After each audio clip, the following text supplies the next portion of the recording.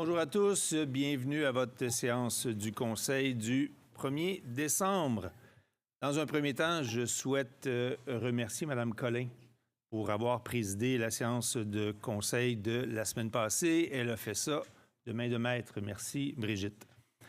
Dans un deuxième temps, c'est à mon tour de féliciter l'ensemble des candidates qui se sont présentés aux dernières élections. Je veux aussi remercier les Varennoises et Varennois qui m'ont fait confiance pour un 5e mandat. Quand on fait l'addition de l'ensemble des votes, c'est près de 70 % qui ont été dirigés vers le Parti durable, équipe d'Anfous. Donc, c'est assurément avec beaucoup d'humilité que je reçois ce vote de confiance important. Nous sommes déjà rendus à la première période de questions d'une durée de 15 minutes. Nous avons jusqu'à 20h16. La parole est à vous.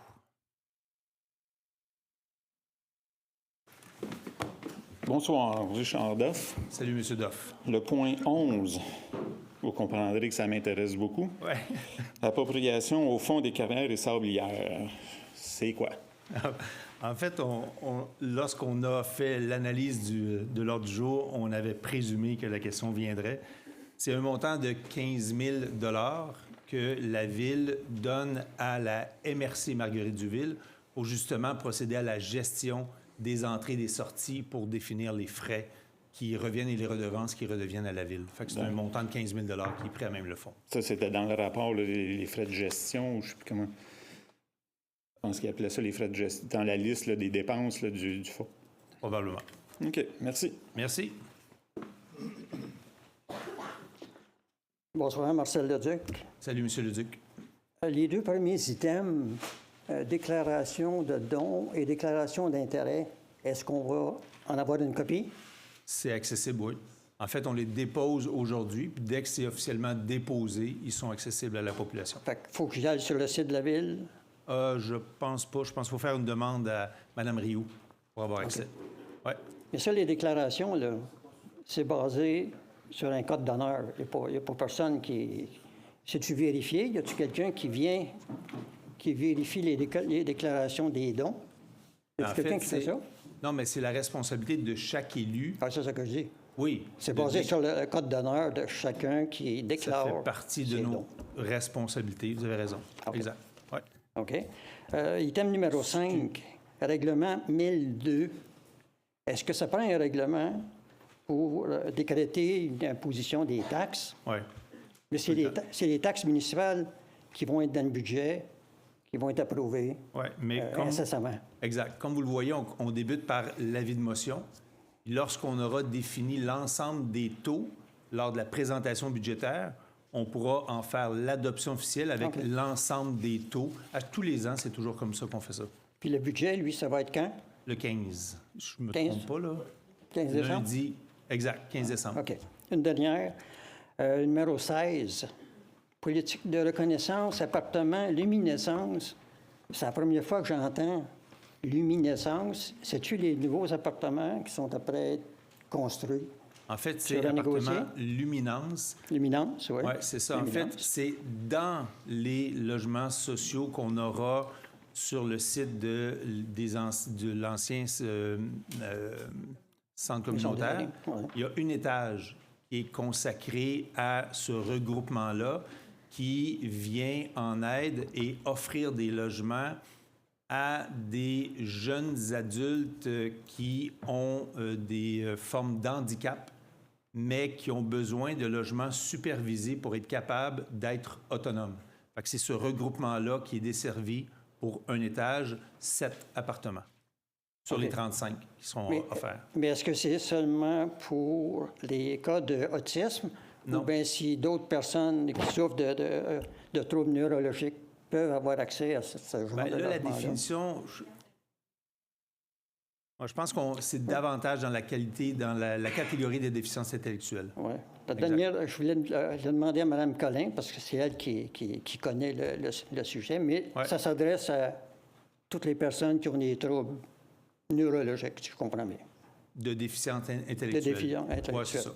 Mais y a-t-il une liste, en quelque part, où est-ce qu'on peut se préenregistrer ou s'enregistrer? Ou... C'est justement qui auprès de ce groupe-là qui gère ça.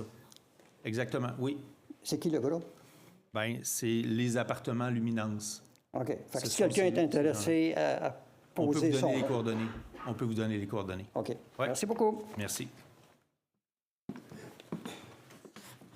Rebonsoir. Moi, je voulais revenir sur le point 4, l'avis de motion pour le règlement 1001. Je voulais comprendre, bon, acquérir certains immeubles et engager certaines dépenses à des fins industrielles. Ouais. En fait, M. Doff, à tous les ans, je vous dirais depuis à peu près 13 à 14 ans, le gouvernement du Québec permet maintenant aux municipalités d'adopter un règlement d'emprunt en définissant le montant qu'eux jugent approprié pour planifier d'éventuelles transactions en industriel.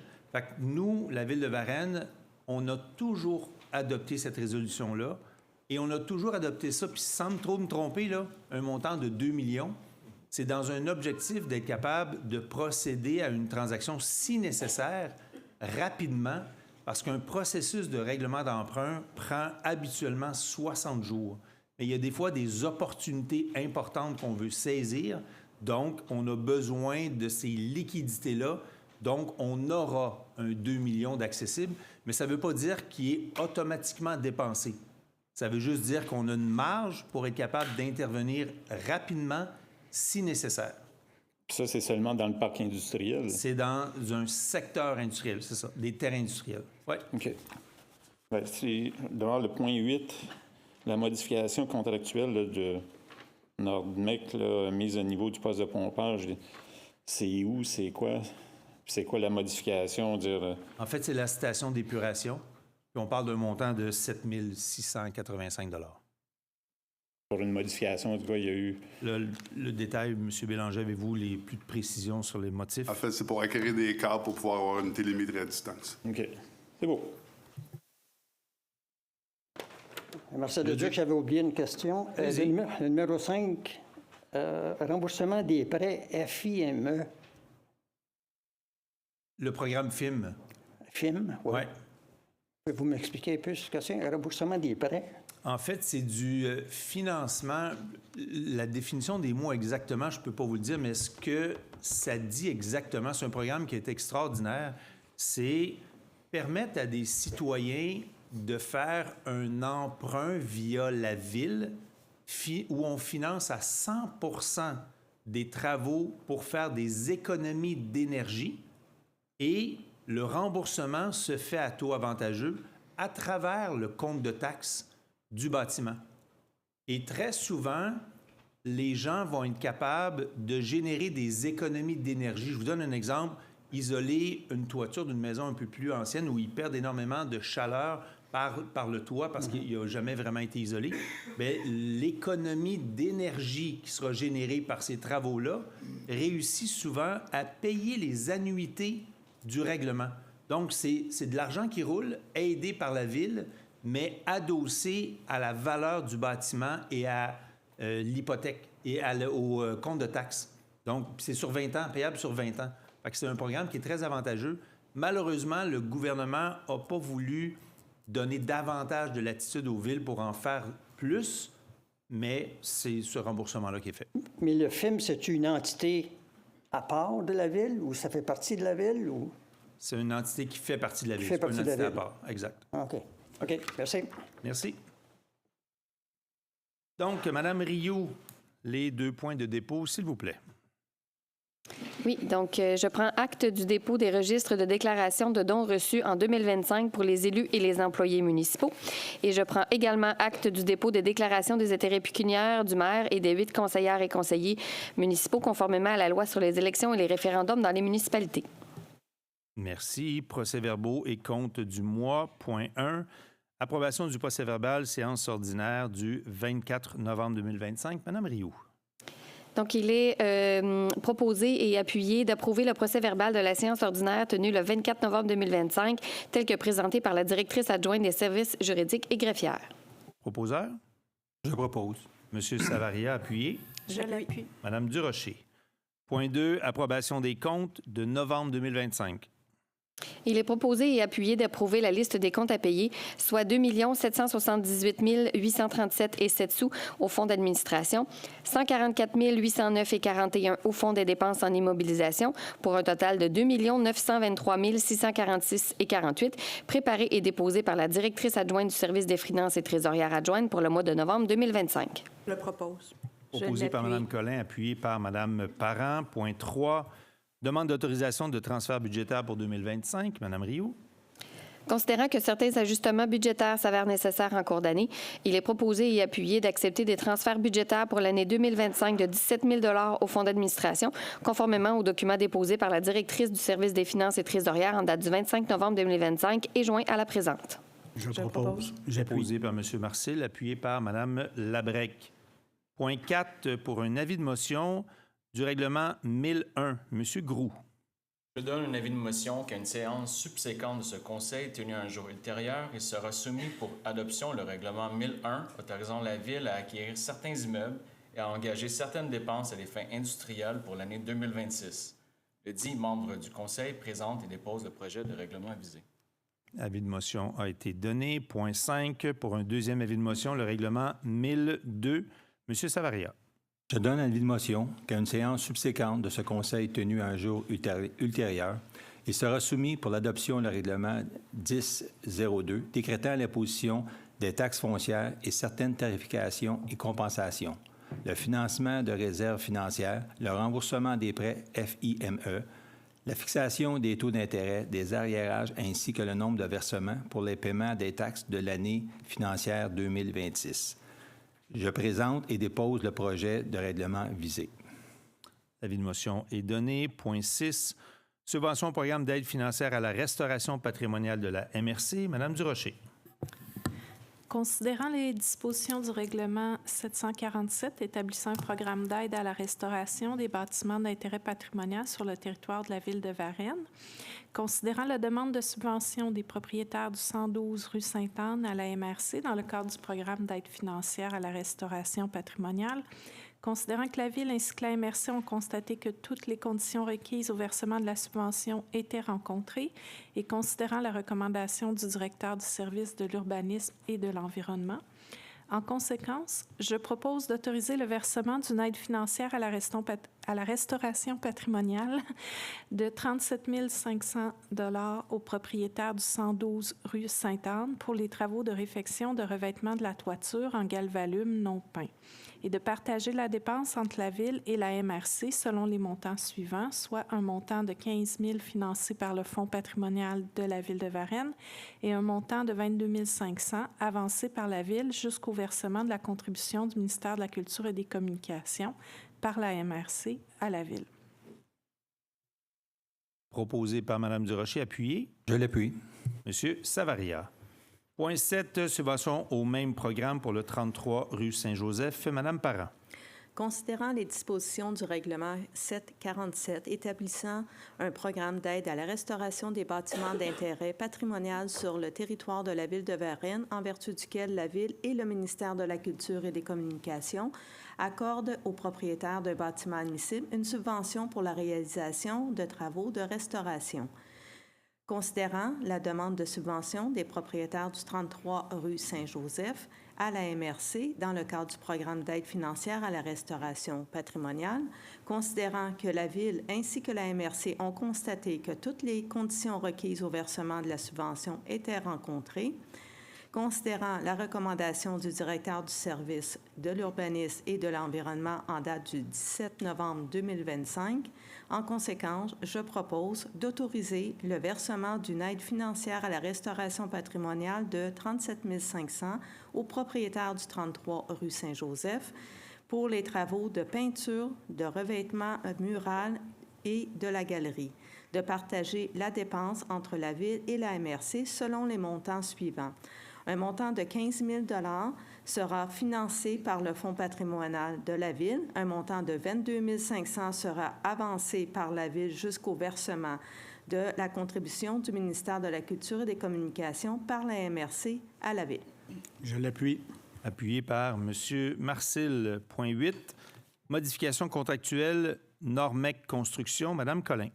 Considérant la résolution 2024-79 adoptée par le Conseil lors de la séance ordinaire tenue le 11 mars 2024 octroyant le contrat pour la mise à niveau du poste de pompage et du dégrilleur de la station d'épuration STEP à la compagnie Normec Construction Incorporée pour un montant de 2 049 351 019 sous.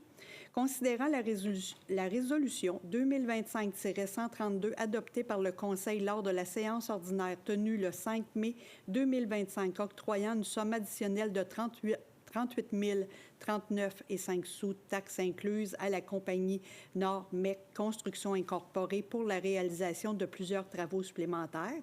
Considérant qu'il est nécessaire d'ajouter un câble supplémentaire visant à assurer la présence d'un signal de protection supplémentaire aux pompes, considérant les dispositions du règlement de gestion contractuelle, considérant que la modification constitue un accessoire au contrat principal et n'en change pas la nature, considérant le caractère imprévisible au moment de l'octroi du contrat des modifications qui sont présentement proposées.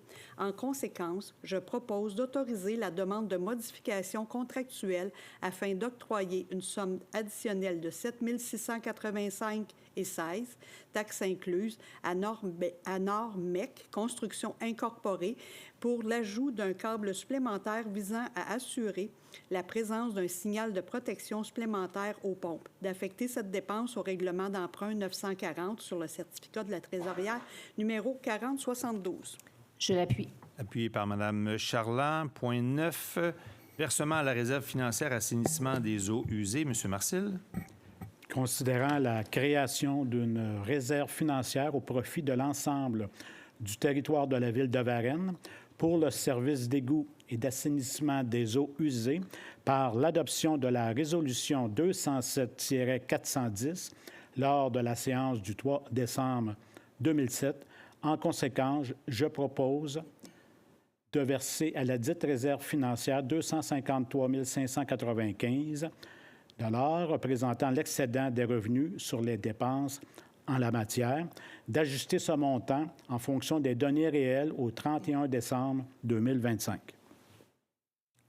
Appuyé Je l'appuie. par Mme Durocher. Point 10, versement à la réserve financière eau potable et réseau aqueduc. Mme Charland. Considérant la création d'une réserve financière au profit de l'ensemble du territoire de la Ville de Varennes pour le service d'eau potable et réseau d'aqueduc, par l'adoption de la résolution 2010-150 lors de la séance du 12 avril 2010, en conséquence, je propose de verser la dite réserve financière 904 913 et 42 représentant l'excédent de revenus sur les dépenses en la matière, d'ajuster ce montant en fonction des données réelles au 31 décembre 2025. Je l'appuie. Appuyé par Mme Parent. Si je peux me permettre, le montant qui est transféré, c'est quand même 904 000 $ et le motif principal, c'est l'arrivée des compteurs d'eau. Donc, le gouvernement québécois imposait l'installation des compteurs d'eau dans les entreprises. Et ce que ça fait, c'est que là, maintenant, les entreprises paient le montant réel de leur consommation d'eau. On a des entreprises varennoises qui consomment beaucoup d'eau. On le voit par les surplus que ça génère. Point 11, approbation au Fonds des carrières et sablières. Madame Labrec. Considérant la création du Fonds des carrières et sablières conformément à l'article 78.1 de la Loi sur les compétences municipales, en conséquence, je propose de prélever 15 000 $ du Fonds des carrières et sablières pour payer la facture de la MRC de Marguerite Diouville correspondant aux frais pour la gestion du Fonds des carrières et sablières, d'ajuster ce montant en fonction des données réelles au 31 décembre 2025. Appuyé par? Je l'appuie. M. Groux. Point 12, approbation de la réserve financière dons philanthropiques au service de la dette. M. Groux. Considérant le règlement 761 relatif à la création d'une réserve financière destinée à recevoir les dons résultant d'une campagne philanthropique visant à financer une partie de la nouvelle bibliothèque multifonctionnelle éco-énergétique, considérant le solde de la réserve financière, en conséquence, je propose de prélever 137 233,98 de la réserve financière pour les dons philanthropiques afin de procéder au paiement en capital et intérêts pour l'année 2025 du règlement 746 décrétant des travaux de démolition et reconstruction d'une bibliothèque éco-énergétique et décrétant à cette fin des dépenses et un emprunt n'excédant pas 8 500 000 pour en acquitter le coût. Je l'appuie. Appuyé par M. Marcil. Point 13, appropriation des soldes disponibles de différents règlements d'emprunt 2026. Madame Parent. Considérant qu'il existe des soldes disponibles de différents règlements d'emprunt entrés en vigueur, en conséquence, je propose de prélever 632 206 et 3 sous au règlement d'emprunt indiqué au tableau en annexe des présentes afin de diminuer le service de la dette des montants de capital et d'intérêt sur les emprunts mentionnés, de racheter une partie du capital lors du refinancement de la dette et de diminuer tout solde de l'endettement disponible sur les règlements d'emprunt. Je l'appuie. Appuyé par Mme Labrec. Point 14, approbation du calendrier des séances ordinaires pour l'année 2026. M. Savaria. Je propose de décréter la tenue des séances ordinaires du Conseil municipal pour l'année 2026 comme suit. Lundi, le 12 janvier, lundi, le 2 février, lundi, le 9 mars, lundi, le 13 avril, lundi, le 4 mai, lundi, le 1er juin, lundi, le 6 juillet, lundi, le 17 août, lundi, le 14 septembre, lundi, le 5 octobre, lundi, le 2 novembre et lundi, le 7 décembre. Que les séances se tiennent à 20 heures à la Maison Saint-Louis, située au 35 rue de la Fabrique, jusqu'à avis contraire. Je l'appuie. Appuyé par Mme Charland. Point 15, politique de santé et de mieux-être pour adoption. Mme Labrec. Considérant que la Ville de Varennes reconnaît que le bien-être du personnel est le levier essentiel à la qualité des services offerts à la population, à la rétention du personnel et à un climat de travail positif, considérant que cette politique vise à promouvoir un environnement de travail sain et équilibré, soutenant le mieux-être global de chaque employé, considérant la recommandation de la directrice du service des ressources humaines en date du 3 novembre 2025, en conséquence, je propose d'adopter la nouvelle politique de santé et de mieux-être telle qu'annexée à la présente. Je l'appuie. Appuyé par Mme Parent. Et point 16, finalement, la politique de reconnaissance pour les appartements Luminance. Mme Collin. Considérant la résolution 2025-071 adoptée lors de la séance ordinaire du 10 mars 2025, par laquelle le Conseil adoptait la mise à jour de la liste des organismes reconnus et leur classification, considérant la résolution 2025-105 adoptée lors de la séance ordinaire du 7 avril 2025 par laquelle le Conseil adoptait la mise à jour des politiques de la Ville à l'égard des organismes de milieu, dont la politique de reconnaissance et de soutien aux organismes reconnus, considérant qu'Appartement Luminance est un organisme nouvellement constitué et reconnu par la Ville, considérant qu'Appartement Luminance correspond à la catégorie entraide selon l'article 4 des politiques de la Ville de Varennes à l'égard des organismes du milieu et de la liste des organismes reconnus, considérant qu'Appartement Luminance poursuit des objectifs similaires à ceux de la Maison Véro et Louis, déjà reconnus par la politique de reconnaissance des organismes comme entraide, considérant la recommandation de la directrice des services récréatifs et communautaires en date du 11 novembre 2025. En conséquence, je propose de reconnaître l'organisme Appartement Luminance à titre d'organisme entraide selon la politique de reconnaissance et de soutien des organismes reconnus de la Ville de Varennes. Appuyé par?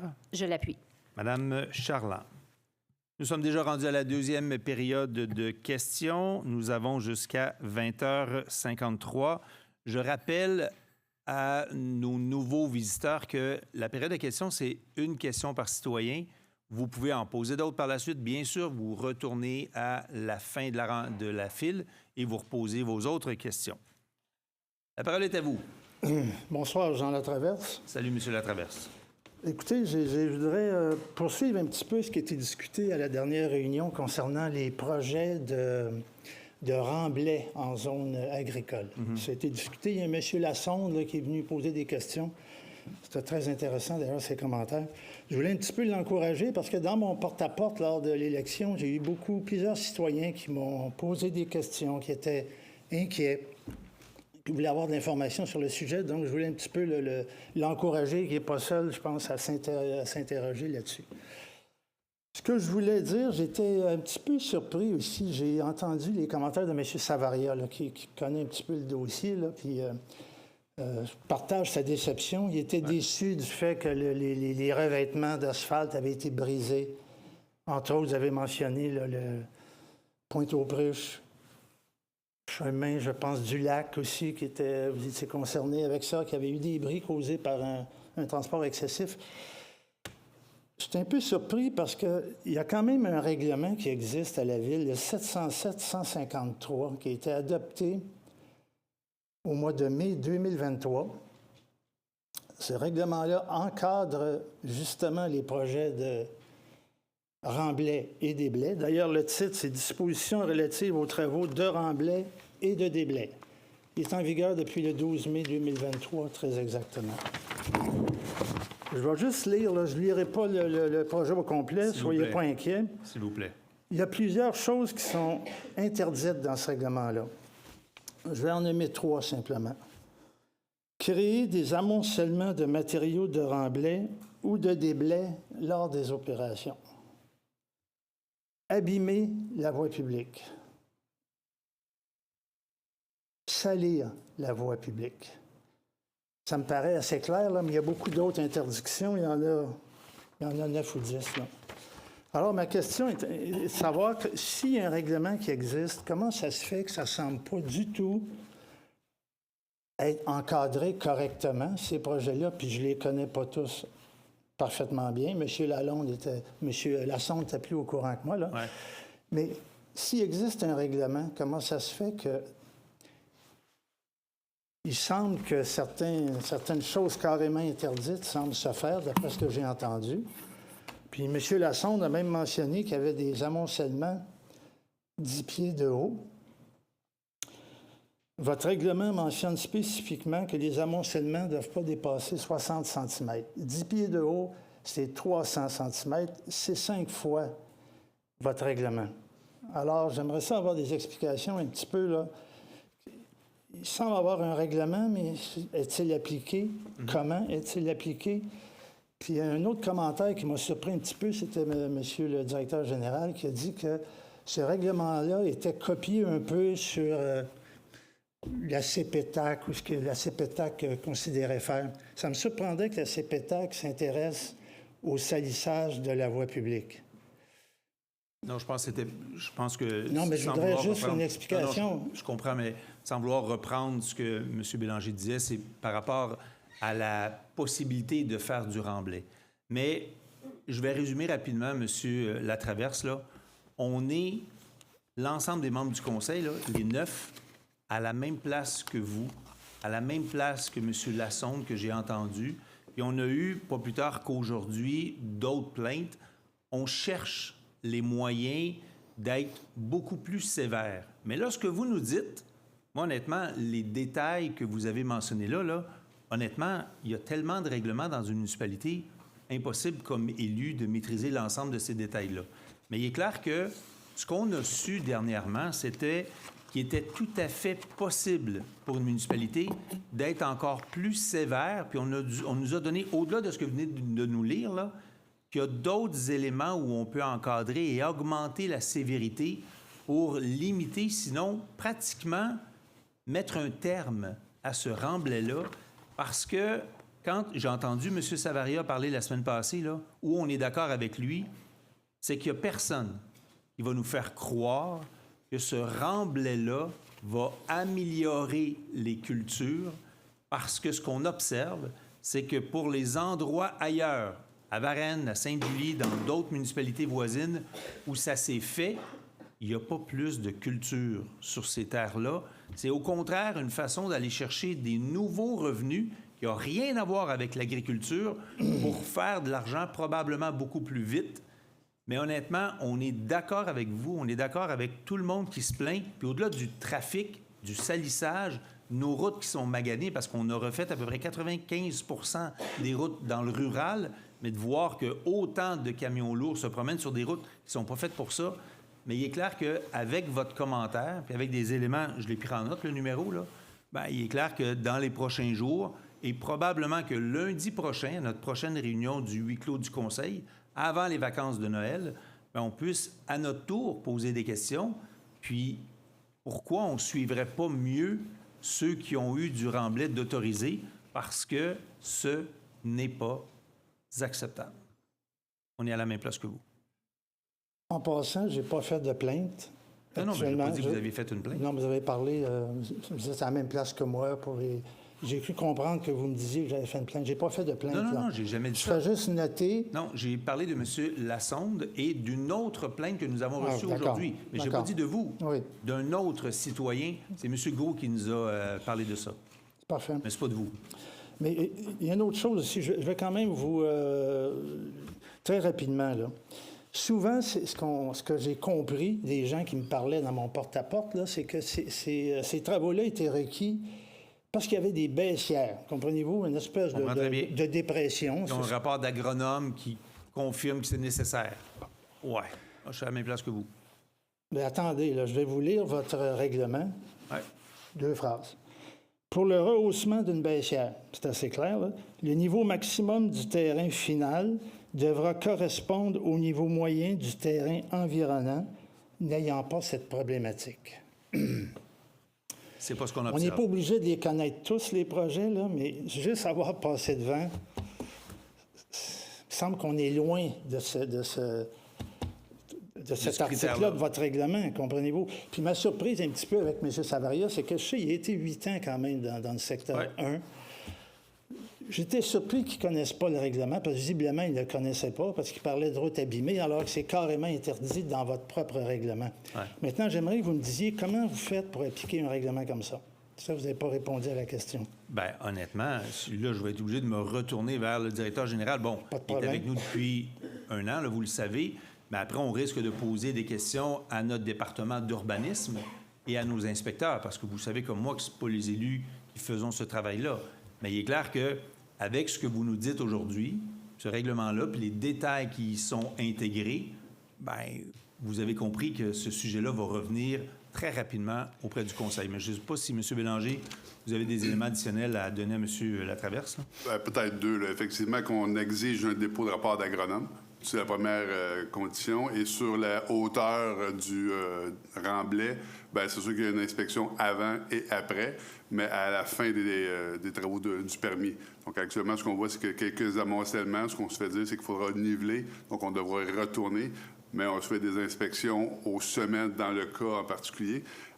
Donc, c'est les 2 précisions. Donc, on y va avant et à la fin du permis pour voir la hauteur.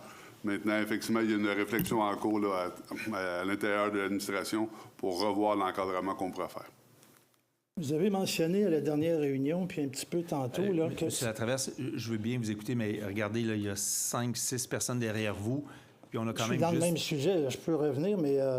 Oui, mais c'est une question, puis là, vous êtes rendu à votre 3e. J'ai permis la 2e, mais là, c'est parce que vous allez prendre beaucoup de temps, puis il y aura de frustration. Je vous invite à revenir en espérant qu'il y ait du temps pour vous à la fin. Sinon, venez nous voir après. On n'aura plus de détails. J'aime mieux vous parler ici au lutrin. C'est correct. Stephen Reese Christensen, chemin de la butte au Renan. J'ai la solution pour ce problème-là. Tu sais, quand ils voient les camions débarquer la terre, ils ont juste à aller tout de suite au chemin du Petit Bois chercher le policier qui travaille à temps plein là, puis l'amener sur... Désolé, blague. Non, c'est correct, mais je ne pense pas que c'est le policier qui peut intervenir malheureusement là, dans ces cas-là. C'est bon. Allez-y avec votre question. Je vais juste lire ça parce que c'est tes mots, je ne veux pas me tromper, OK? Dans l'article de la relève du 3 novembre, tu as dit... J'ai évalué dans les 16 dernières années en observant une agressivité de plus en plus grande à travers les médias sociaux. Ça, c'est l'article à la fin de l'élection, suite à votre victoire. Fait que vous avez dit, en plus, à travers les médias sociaux. Ce n'est jamais facile de composer avec ça pour savoir quel est le ton qu'on devrait prendre, comment on devait répondre à des faussetés parce que beaucoup de choses ont circulé. Fait que ça c'est pas la première fois que vous avez parlé de comment les réseaux sociaux, tu sais, c'est agressif, puis tu sais, les désinformations qui sont partagées là-dedans. Mais c'est juste que pendant la campagne électorale, le plus gros campagne de désinformation qu'on a vu, ça a été fabriqué et propagé par toi et ta famille en attaquant M. Duval.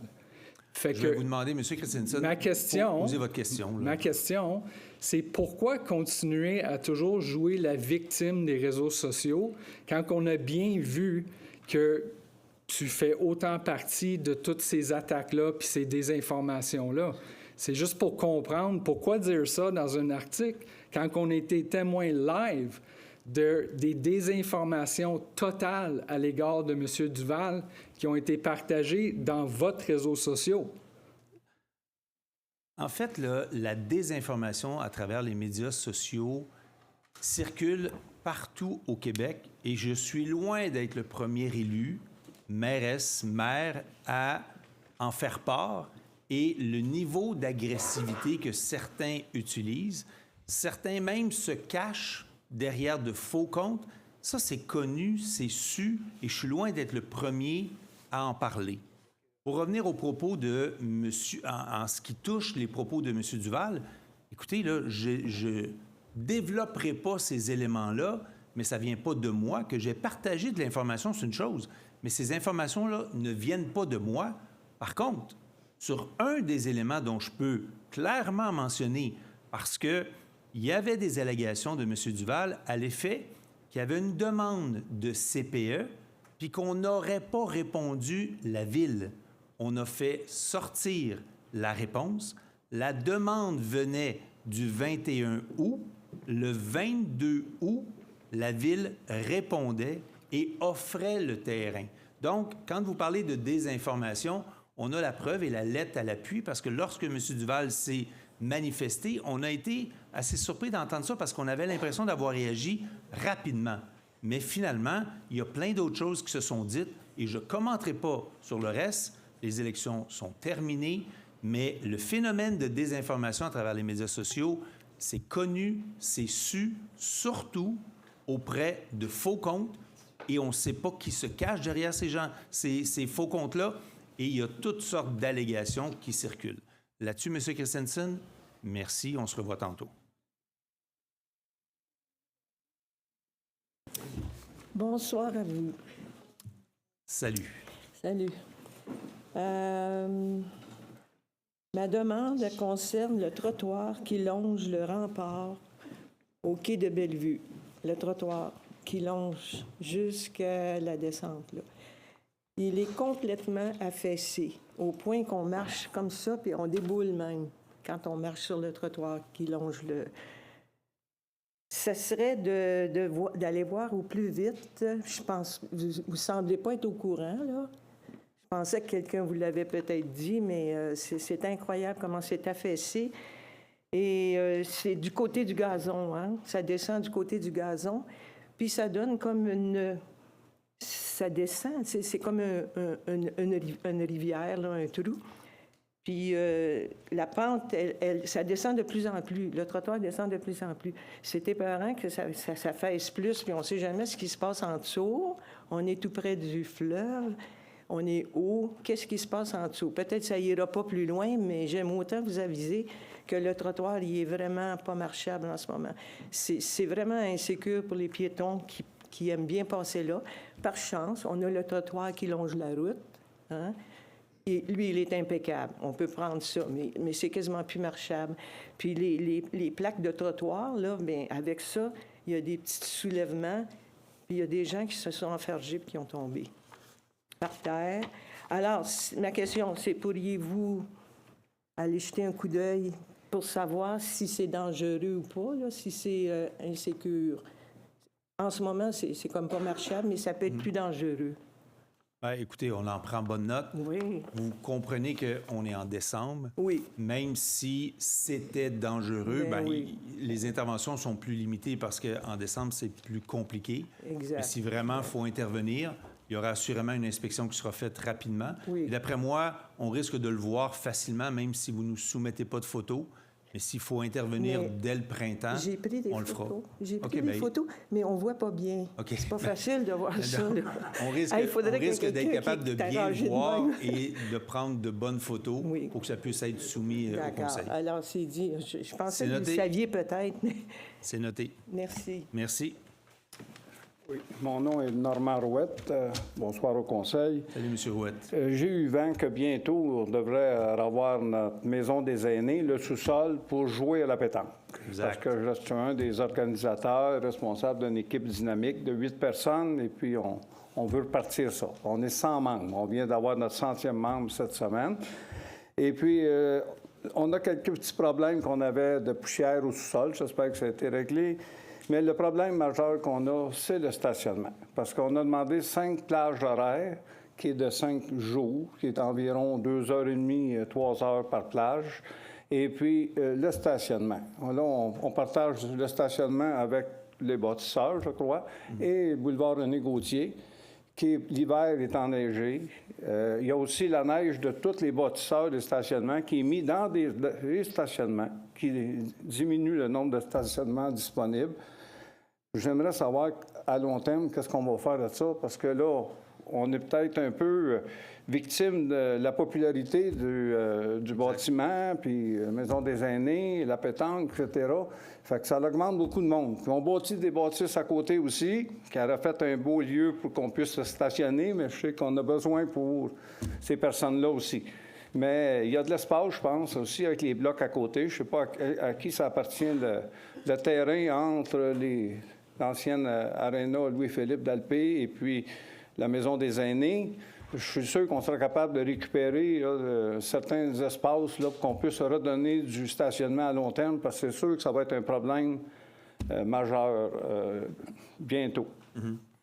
Écoutez, on a bien compris ce que vous avez mentionné. Je ne sais pas si vous étiez au 50e de la FADOC Bel-Âge. Non, j'ai entendu 20. Oui, c'est ça, parce qu'au fond, c'est là que je l'ai officiellement annoncé. On a eu la confirmation qu'on va être capable de réouvrir le sous-sol bientôt, prochainement.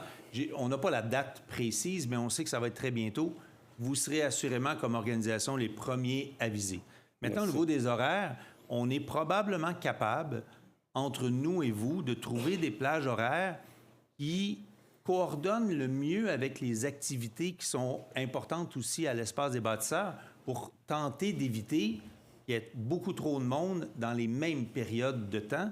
Fait que ça risque d'être aidant. 2 semaines en journée, habituellement, le centre est beaucoup moins occupé. Ça risque d'aider.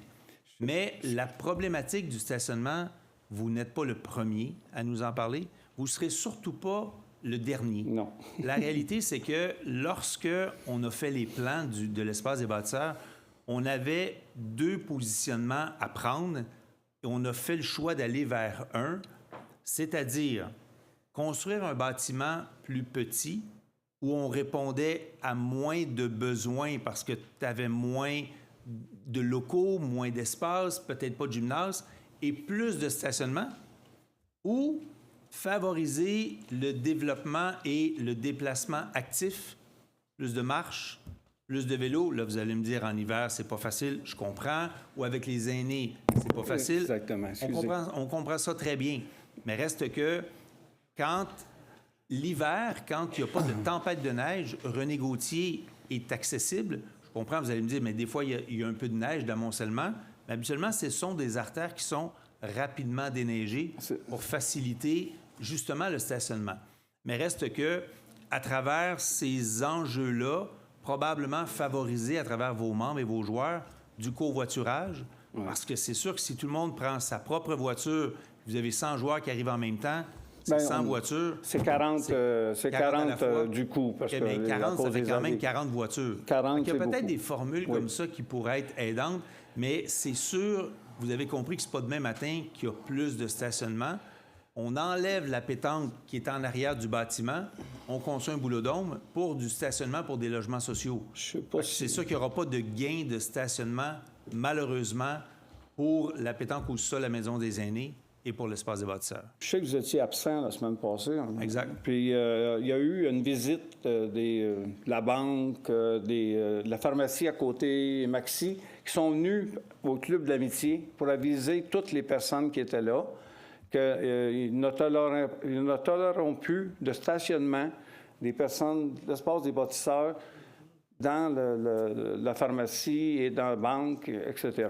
Fait que ça, c'est un avis qui était vraiment assez sévère, là, parce qu'ils vont être remorqués. Ça fait longtemps que cet avis-là Oui, mais là, existe. ils sont venus le dire directement pendant le dîner. Ils commencent à être réellement tannés parce que c'est un stationnement privé pour les commerces qui sont là. Fait qu'on comprend, là, on comprend leur position. Fait que c'est pour ça qu'ensemble, il faut trouver d'autres formules. Mais vous avez raison, l'espace des bâtisseurs est de plus en plus populaire. Là, on ajoute la maison des aînés avec le sous-sol qu'on rend accessible. Ça fait partie, malheureusement, de la gestion des succès qu'on a. Puis un petit point que j'ai remarqué, c'est surtout aussi au Club de l'Amitié, il y a des personnes âgées qui sont très âgées, puis souvent presque impotents. On a très peu de stationnements handicapés. Est-ce que ce serait possible d'avoir des stationnements qu'on peut mettre handicapés au besoin? On a des stops qui sont comme ça, on vire le signe de bord, et puis ça devient un stationnement ordinaire, puis quand on a besoin pour les handicapés, on peut le tourner de l'autre côté. Je trouve que ça serait quelque chose qui serait apprécié de nos personnes âgées qui se déplacent pour ne pas être seules à la maison, souvent, pour aller... Ou peut-être en ajouter des permanents. Mais des permanents, c'est que ça t'en enlève quand on a des activités régulières. Non, je comprends, mais c'est parce que quand il y en a des permanents, c'est vraiment pour ceux qui en ont réellement besoin. Oui. Les autres ont habituellement davantage de capacité à se déplacer, à pied. Donc, ça devient un handicap qui est moins grand. Je vous remercie. Merci beaucoup. Pour vos questions, on l'avait bien compris. Merci. Bonsoir. Salut, M. Dodd. Je reviens, moi, sur un sujet que j'avais. Accès de l'eau potable. Et je parle pas d'avoir l'aqueduc chez nous, là. J'ai trouvé encore une autre solution qu'on a vue à Boucherville. Les autres, Boucherville, ils permettent aux citoyens d'aller au poste de pompier avec le réservoir. Les pompiers ouvrent la porte, ils remplissent ça, puis ils s'en vont chez eux. Ça n'a pas l'air compliqué. Fait, je ne sais pas si avec les avocats ici, ils vont empêcher ça encore, mais c'est-tu quelque chose qu'on pourrait envisager? C'est pas une idée farfelue. Je vous dirais, ça risque d'être plus facilitant avec la nouvelle caserne. Vous allez me dire, ouais, mais c'est pas demain matin. Je comprends, on souhaite l'avoir dans les meilleurs délais. Est-ce qu'on peut réussir à accommoder dans les anciens ateliers municipaux? Honnêtement, c'est pas... c'est sûr que c'est des hausses normales qu'on a. C'est pas des hausses de 2 ou 3 pouces pour être capable d'avoir un débit ultra rapide. Mais si vous me dites que ça composerait, l'avantage, c'est que ce bâtiment-là est ouvert très souvent dans la semaine, donc accessible. On a même des services de garde la fin de semaine. Fait que ça peut être une option qui n'est pas... c'est pas une mauvaise idée. On va le regarder. Parce que ça serait le fun de trouver une solution à ça. Je comprends. Non, mais l'idée est intéressante. Parfait. Merci. Sébastien Bureau, je suis résident du chemin des sucreries pour exactement la même problématique que M. Latraverse a discuté. Salut, M. Bureau, bienvenue. Ma question, c'est, là, vous êtes tous comme d'accord que ça n'a pas de bon sens cette place-là, je ne reviendrai pas là-dessus. Oui. Monsieur, il a un permis pour faire ça. Qu'est-ce que ça prend pour lui enlever ce permis-là ou mettre fin immédiatement à ça? Qu'est-ce que ça vous prend comme élément?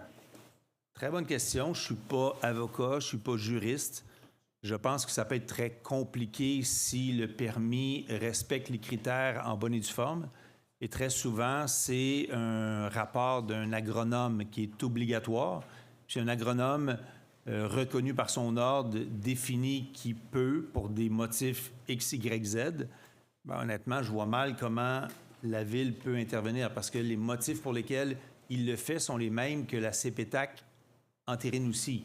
Mais on va prendre en délibéré votre question. Est-ce que c'est un permis qui est émis par la Ville aussi ou c'est vraiment juste un permis CPTAQ? Monsieur Bélanger, pour être certain? Il y a un permis de la Ville de donner là-dessus. En bas de 2 hectares, la CPTAC n'a pas à émettre de permis. En haut, ça prend un permis et de la CPTAC et de la Ville. Donc, monsieur, il y a un permis de la Ville en ce moment pour faire ça. Exact. Qu'est-ce que ça vous prend pour qu'on arrête de lui donner ce permis-là? En fait, il peut y Quel avoir élément? des constats d'infraction lorsqu'il ne respecte pas les conditions du permis.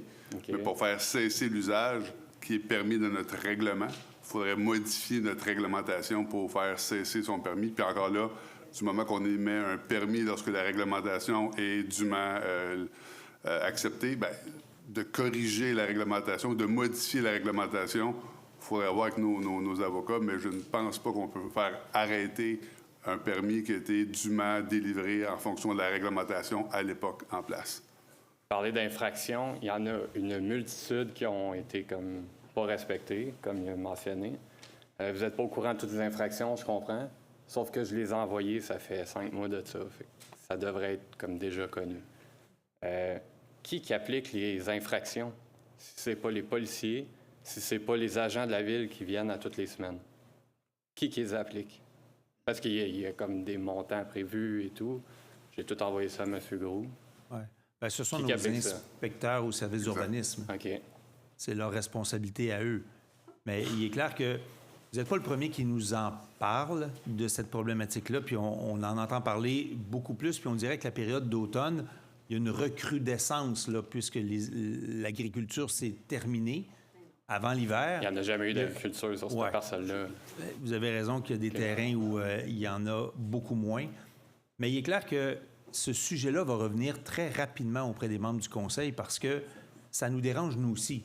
Fait que c'est sûr qu'on va demander à notre directeur général, à notre directeur du service d'urbanisme, OK, qu'est-ce qui est possible d'être fait maintenant, dans les meilleurs délais? Donc, la réponse à qui applique ces infractions-là, c'est les inspecteurs. Oui, c'est ce que je vous ai mentionné.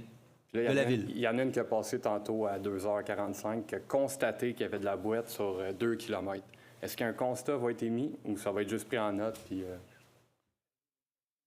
Il y a eu 2 constats depuis le début des travaux qui remontent à 2024 qui ont été émis essentiellement pour l'entretien de la chaussée. Et une fois, nous sommes allés et on a envoyé la facture pour le nettoyage. Bien, là, je ne peux pas parler pour aujourd'hui, là. Je pense sincèrement que depuis 2024, 2 constats de comme 100$, c'est pas assez pour cette problématique-là. Mais c'est à vous de juger. Non, mais on comprend là, la problématique, la frustration. Ouais, puis on le vit aussi parce que, tu sais, l'État... C'est de trouver une solution pour enlever ce permis-là. Mais puis si personne ne fait rien... On entend. OK. On entend. Tu sais, honnêtement, on n'est pas inspecteur. On comprend la problématique. On a toujours compris que à partir du moment où il y avait un rapport d'un agronome, ben on est obligé d'émettre un permis. Et là, on apprend qu'on peut rendre beaucoup plus difficile l'accès à un permis pour faire du remblai. Donc, c'est vraiment tout ça qu'on va analyser pour rendre ça quasiment impossible. Ce serait le souhait qu'on a.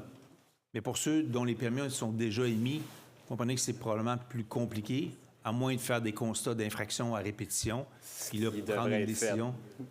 Je comprends. Pour on pouvoir vous entend. enlever le permis. C'est bien entendu. C'est bon, merci. Bonjour. André Appleby. Salut, M. Appleby. Si vous permettez, je vais utiliser ma feuille.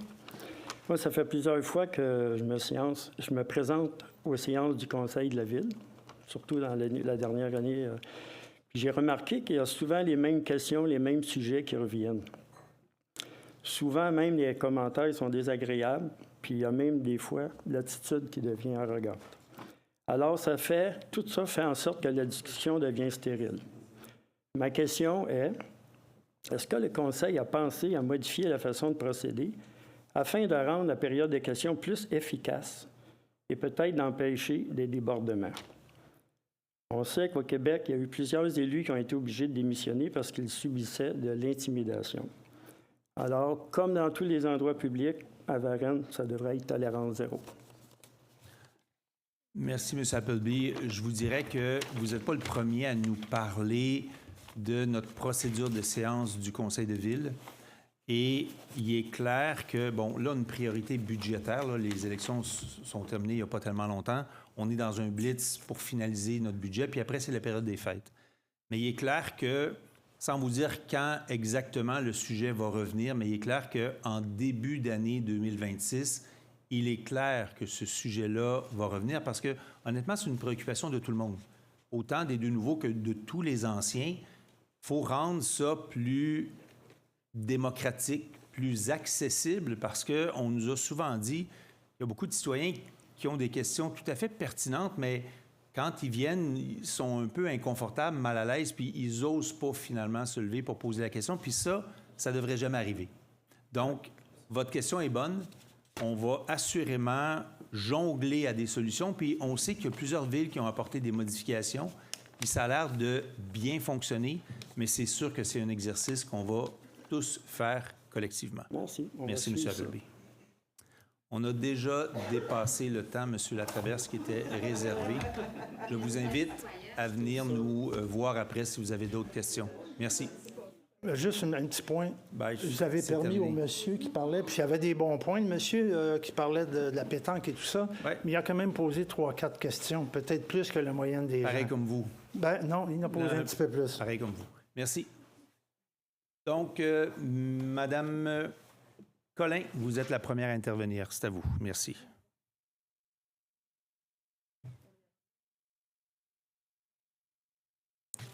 Bonsoir, bonsoir à tous. J'ai quelques points. Je vais essayer de faire ça rapidement. Effectivement, fin de semaine, j'ai été aux 50 ans de la FADOC. Je tiens à souligner et à remercier surtout les deux ex-présidentes, Mme Marie-Claire Cardin et Mme Lise Carpentier, qui ont mené quand même pendant plusieurs années ce regroupement, le FADOC Bel Âge. Alors, je leur lève mon chapeau et je les félicite et bonne continuité pour les 50 prochaines années. Le deuxième point que je voudrais vous parler, c'est... vous avez sûrement vu, en tout cas, si vous n'êtes pas au fait, la MRC ne produira plus de calendrier pour les collectes résiduelles. Alors, nous avons décidé au niveau du conseil de le mettre sur PDF sur notre site de la Ville. Et il y aura aussi des copies papier qui seront accessibles à nos citoyens, ceux qui veulent avoir la copie papier pour le calendrier de collecte. Vous pourrez vous en procurer à la bibliothèque, à l'espace des bâtisseurs ou à l'hôtel de ville. Dans le même sujet, je voudrais vous informer que la MRC fait une soirée de formation sur la plateforme Trifacile à la Maison Saint-Louis le 9 décembre prochain à 19h. Si vous voulez bien pouvoir maîtriser la plateforme, c'est super facile. Je suis capable de le faire, alors je vous le dis, c'est facile. Fait que je vous invite à venir suivre la petite formation, puis vous pourrez plus poser des questions aussi aux gens de la MRC s'il y a quelque chose. Je voulais vous parler rapidement d'appartement Luminance, mais je pense que je vais repousser le sujet au mois de janvier. Oui, il y a une liste, il y aura des gens qui pourront faire des demandes, mais au mois de janvier, je voudrais prendre plus le temps pour bien l'expliquer. Et pour la dernière question de monsieur sur les stationnements pour les personnes ayant un handicap à l'espace des bâtisseurs, c'est un sujet qui est venu au comité. Effectivement, on ne peut pas dédier des stationnements à temps complet pour les personnes handicapées parce qu'il manque déjà des stationnements. Je trouve que c'est une mauvaise idée. Ça serait d'envoyer un mauvais message aussi en envoyant des places libres trop souvent. Par contre, oui, on regarde présentement pour une solution quand il y a des activités puis qu'on sait qu'on a des aînés ou des personnes ayant un handicap on pourrait se prévaloir là, avec des affichages ponctuels. C'est quelque chose qui est déjà regardé. Là, on devrait sûrement venir avec quelque chose dans les prochains mois. Là-dessus, si jamais on ne se revoit pas ou on va se revoir dans le budget, mais si on n'a pas à se recommuniquer, je vous souhaite de très belles fêtes. Merci. Merci, Mme Collin. M. Marcil. Bonsoir. Monsieur Danfouche, je suis tout à fait du même avis que vous là, par rapport à revoir après les fêtes, période de questions au niveau des séances du Conseil. Je pense que effectivement, moi, j'en ai parlé, puis ça fait même partie de mes engagements là, de revoir le fonctionnement. Là. Pour le bien-être de tous, il y a un critère qui m'apparaît non négociable, c'est le respect. Moi, je pense que ça, c'est de part et d'autre. On s'attend que quand les gens viennent intervenir au micro, que ça fasse... On peut avoir des opinions différentes, là, mais que ça se fasse dans le respect. Puis, je vais assurément collaborer pour les discussions à venir. Vous savez, la dernière séance, je vous avais mentionné que moi et Mme Durocher, on avait demandé une rencontre à M. Danfous pour qu'on puisse, entre autres, discuter des comités à venir. Je pensais l'avoir dit, mais effectivement, je pense que je ne l'avais pas dit. Fait que je veux aussi vous remercier d'avoir accepté une rencontre. D'ailleurs, on va en discuter la semaine prochaine. C'est super important. Je l'avais mentionné que même si je suis un candidat indépendant, que je sois impliqué dans la démarche de la Ville. Fait que c'est un sujet qui va être discuté la semaine prochaine, étant donné c'est la dernière séance publique avant les fêtes, parce que au niveau du budget, habituellement, là, on n'a pas les conseillers, on n'a pas de parole. Je veux en profiter pour vous souhaiter à tous et toutes, bien entendu, une belle période du temps des fêtes, dans l'amour, hein? Puis je pense que dans la santé surtout, parce que je pense que c'est ça le plus important, là, au-delà de nos opinions. La famille, c'est super important, puis la santé, c'est super important. Donc, je vous souhaite de joyeuses fêtes. Merci beaucoup. Bonne fin de soirée. Merci, M. Marcil. Madame Parent. Bien, bonsoir à vous tous et bonsoir à la maison. Les 16 dernières années, je siégeais sur le comité consultatif de l'urbanisme et je tiens à remercier ma collègue Brigitte Collin, avec qui j'ai commencé mon travail dans ce comité-là, et ainsi mon collègue Marc-André Savaria, avec qui j'ai fait le travail les dernières années. Et maintenant, bien, le temps est venu pour moi de passer le flambeau. Et je suis fière de vous dire que c'est M. Frédéric Groux qui va accompagner Frédéric dans les demandes au sein du comité consultatif de l'urbanisme. Et moi, bien, je vais joindre le comité de sécurité publique avec ma collègue Geneviève Labrec. Et on commence déjà les analyses des requêtes dès demain après-midi. Donc, je suis bien fière d'aller dans ce nouveau mandat-là. Et moi aussi, bien, je vais en profiter pour vous souhaiter une belle période des fêtes et passer du bon temps en famille. C'est précieux. Merci. Bonne soirée. Merci, Mme Parent. Mme Charland. Alors, bonsoir à tous et merci d'être présents ici ce soir. Décembre arrivé, c'est maintenant le temps de vous parler des fêtes. Donc, j'ai le goût de vous parler d'ambiance féerique, de produits locaux et d'artisans investis. Dans la plupart des marchés de Noël qu'on peut visiter, on retrouve des produits uniques et variés. Je vous invite donc à visiter et profiter des différents marchés de Noël de la région, dans les villes avoisinantes aussi, afin d'encourager ces artisans qui travaillent fort. Varennes a eu 2 marchés. J'ai eu la chance de visiter celui du 15 décembre dernier et j'y ai fait de belles découvertes. Je vous invite aussi à visiter le marché des élèves du 3e cycle de l'École du Carrousel, derrière le TIC géant, les 9 et 10 décembre prochains, de 14h30 à 18h, et à les encourager, car ils remettront tous les profits ramassés de leur petit marché de Noël à la maison Véro et Louis. Un clin d'œil aussi aux élèves à besoins particuliers de notre école. Aussi, ce vendredi 5 décembre, ceux qui ont écouté Tout le monde en parle hier, vous allez comprendre ce dont je vais vous parler. L'organisme Équipe Jeunesse organise sa 4e grande collecte de vêtements chauds au profit des jeunes vulnérables. Vous pouvez aussi faire des dons monétaires et des cartes cadeaux. Un point de dépôt se fait ici à Varennes, au Vitro Plus, 960 Lionel Boulet à Varennes, entre 8h30 et 16h30. Je suis passée ce midi, alors ils attendent vos dons en grande quantité. Le Sentier de Noël sera de retour cette année le 4 et 5 décembre de cette semaine de 18 à 21h au Parc Prévert. Habillez-vous chaudement, c'est un plaisir garanti. La prudence sur les routes pour le temps des fêtes, surtout, nous n'en parlerons jamais assez. Alors à tous les jeunes, aux adultes et aux aînés qui prendront la route, faites-le prudemment. Profitez des doux moments en famille, prenez l'air, et à tous les étudiants, prenez ce congé bien mérité pour vous reposer. Et je vous remercie beaucoup de votre présence.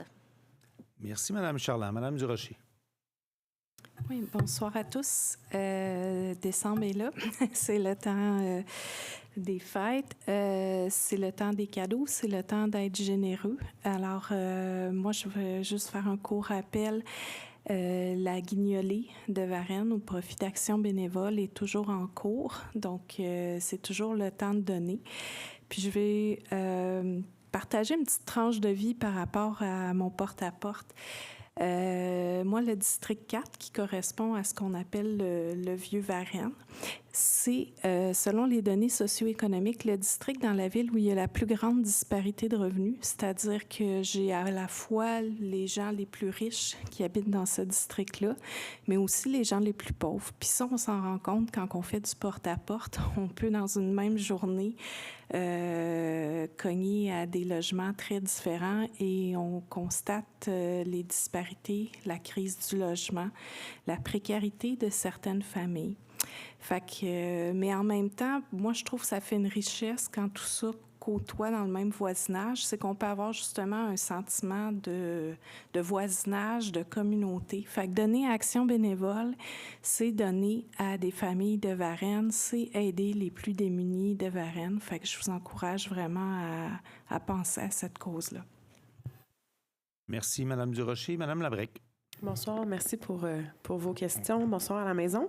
Le désavantage de passer à la fin, c'est qu'il y a des sujets qui ont été traités, donc il m'en reste un. Dans le fond, je voulais vous inviter au centre de soccer intérieur les 2 et 3 janvier prochains. Donc, on l'appelle l'événement Atmosphère gonflable. Donc, ça fait quand même 3 ou 4 ans, je pense, qu'on fait cet événement-là. Toujours apprécié des familles. Pourquoi j'en parle maintenant? C'est qu'il y a une prévente, donc il y a des rabais en ce moment sur les billets, donc en prévente jusqu'au 19 décembre. Donc, vous pouvez en profiter. Joyeuse fête à vous. Merci, Mme Labrec. M. Savaria. Oui, bonsoir. Bon, moi aussi, je voulais parler de... Je voulais parler de la guignolée. Mais en fait, la seule chose que Mme Durocher n'a pas mentionnée, puis si elle peut aider les gens, pour faire la contribution, vous pouvez le faire en ligne à actionbénévolevarennes.org, en un seul mot. Donc, actionbénévole.org. Puis le site fonctionne très bien pour les gens, pour aider les gens dans le besoin. Aussi, sur le même sujet, j'aimerais inviter les gens à contribuer à la dîme de la paroisse Sainte-Anne de Varennes. Je ne sais pas si vous êtes comme moi, mais chaque fois que je passe sur la rue Sainte-Anne, j'en reviens pas de voir comment nous sommes chanceux ici à Varennes d'avoir un patrimoine religieux aussi exceptionnel. On n'a qu'à penser à la basilique Sainte-Anne, le presbytère, sanctuaire Mère Diouville, les chapelles Sainte-Anne et Saint-Joachim et aussi le calvaire. Comme vous savez, faire l'entretien de ces joyaux patrimoniaux est très, très coûteux. Donc, chaque contribution aide à préserver notre patrimoine religieux. Donc, pour ceux qui le peuvent, je vous invite à donner généreusement. Sur ça, je vous souhaite une bonne fin de journée. Merci. Merci, M. Savaria. M. Groux. Bonsoir. Bientôt 30 jours, encore beaucoup à apprendre naturellement. On se rend compte aussi en tant qu'élu maintenant qu'on a une visibilité sur l'ensemble des événements, en fait, qu'on offre beaucoup de choses pour la famille à Varennes, donc beaucoup d'activités à venir. Je vous encourage en fait à regarder nos réseaux sociaux. J'aimerais prendre un moment, par contre, pour dire merci à notre directeur général, en fait, Joël. Joël et ton équipe, en fait, pour tout le temps passé pour l'intégration. Pour répondre à mes questions également. Donc, un gros merci. J'aimerais ça vous dire merci aussi aux gens qui se sont déplacés ce soir et en fait, vous souhaiter également de joyeuses fêtes. Merci. Merci, M. Groux. À mon tour, rapidement, je veux revenir. Bon, il y a eu un événement exceptionnel organisé par nos pompiers à Varennes, leur tournoi de balles annuel. Pourquoi je veux en parler? C'est parce qu'ils ont atteint un record historique de revenus qui remettent en don. Ils sont allés chercher plus de 40 000. Donc, ça a été un succès retentissant. Bravo à nos pompiers qui se dévouent bénévolement pour l'organisation de cet événement-là. La semaine passée, j'étais absent, j'ai bien sûr écouté le visionnement. M. Dove, vous avez posé la question à Mme Collin si la rencontre auquel je m'étais engagé à faire se fera. Elle vous a répondu, probablement pas avant Noël parce qu'on est un peu chargé, mais assurément en début d'année, je vous le confirme. La date n'est pas fixée, mais je vais respecter mon engagement avec les entreprises concernées et les gens de votre rue pour qu'on puisse échanger, puis ensemble, si on est capable, trouver des solutions. Dernier détail, j'en ai parlé un peu tantôt, le 50e anniversaire de la FADOC Bel-Âge a eu lieu samedi. J'avais le goût d'en parler parce que, pour deux motifs. Première des choses, on a un conseil d'administration et de nombreux bénévoles qui font un travail remarquable pour sortir de l'isolement nos aînés. Ils offrent énormément d'activités de tout genre et variées. Mais à mon tour, je veux aussi, comme Mme Collin l'a fait, remercier deux dames, deux présidentes, Mme Cardin, Mme Carpentier, pour un motif très précis. Quand je suis arrivé comme élu en 2007 comme conseiller, on réalisait que nous avions deux organisations d'aînés qui faisaient à peu près les mêmes activités. Puis pendant toutes ces années-là, le nombre d'aînés qui sont venus nous dire « Faites quelque chose, ça n'a pas de bon sens. Nous, on est pris entre l'arbre et l'écorce, entre deux organisations, puis c'est pas normal. » Et il y avait raison, c'était pas normal. Donc, on a travaillé très fort dans les 3 dernières années, à leur rythme, avec ces deux présidentes-là, pour réussir la fusion des deux organisations du groupe Bel-Âge FADOC. C'est enfin réalisé. Est-ce que ça a été facile? C'est sûr que non. Les gens vous le diront. Est-ce que même après la fusion et les conseils d'administration spéciaux, Assemblée générale spéciale, ça a été réglé facilement après? La réponse est non. Mais ça prenait le temps nécessaire pour réussir à passer au travers. Il y a eu dernièrement de nouvelles élections de la nouvelle organisation jumelée. Et là, sincèrement, je les observe.